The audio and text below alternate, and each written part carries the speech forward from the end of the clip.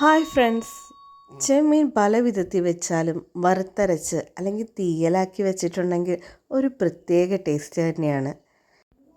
വളരെ ടേസ്റ്റി ചെമ്മീൻ തീയലിലേക്ക് കടക്കുന്നതിന് മുമ്പ് ഈ ചാനൽ ആദ്യമായിട്ടാണ് കാണണമെങ്കിൽ സബ്സ്ക്രൈബ് ചെയ്യാനും ലൈക്ക് ചെയ്യാനൊന്നും മറക്കണ്ട. പേര് പോലെ ആദ്യം തന്നെ നമുക്ക് തേങ്ങ വറുത്തരയ്ക്കാം കേട്ടോ.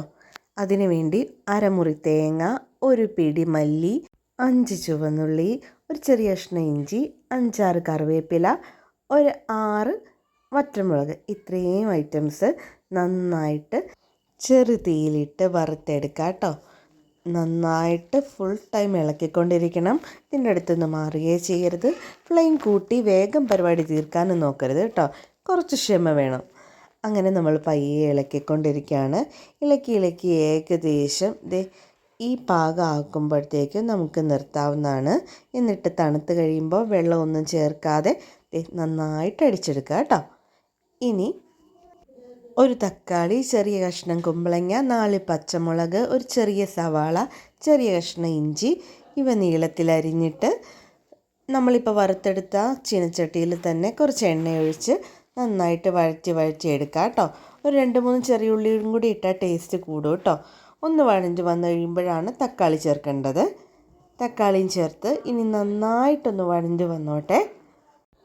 കുറച്ച് ഉപ്പും കുറച്ച് മഞ്ഞൾപ്പൊടിയും ചേർത്ത് നന്നായിട്ട് ഇളക്കാം.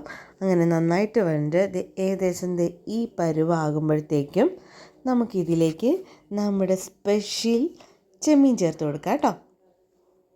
ഒരുപാട് വലിയ ടൈപ്പ് ചെമ്മീനല്ല, നന്നായിട്ട് കഴുകി വൃത്തിയാക്കി വെച്ചിരിക്കുന്നതാണ്. ഈ അരപ്പ് ചേർത്ത് നന്നായിട്ടൊന്ന് ഇളക്കിയിട്ട് നമ്മൾ അരച്ച് വെച്ചിരിക്കുന്ന അരപ്പുണ്ടല്ലോ അത് ചേർത്ത് കൊടുക്കാം.